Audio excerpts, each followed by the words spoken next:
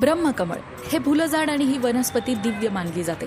ही वनस्पती ज्यांच्या घरामध्ये असते नक्की कुठल्या सकारात्मक गोष्टी त्यांच्या बाबतीत घडतात, चला जाणून घेऊया. पण त्याआधी चॅनलला सबस्क्राईब करा आणि आमच्या फेसबुक पेजलाही फॉलो करा.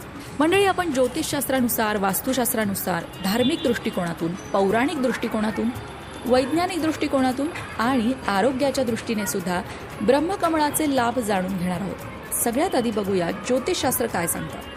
ब्रह्मकमळाला ज्योतिषशास्त्रात अत्यंत महत्त्व आहे, कारण हे फूल भगवान शिवशंकरांशी संबंधित आहे. भगवान शिवशंकरांना हे फूल प्रिय आहे असं सुद्धा म्हटलं जातं.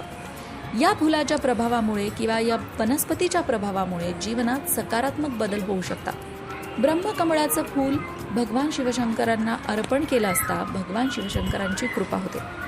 ज्योतिषशास्त्राच्या दृष्टीने विचार करायचा झाल्यास, जेव्हा कुंडलीमध्ये काही ग्रहदोष सांगितले जातात आणि त्यामुळे ताणतणाव आणि समस्या निर्माण होतात, तेव्हा ब्रह्मकमळाची पूजा करायला सांगितली जाते. त्यामुळे व्यक्तीच्या जीवनात सकारात्मकता येते. खास करून सूर्य, चंद्र, मंगळ आणि शनी या ग्रहांची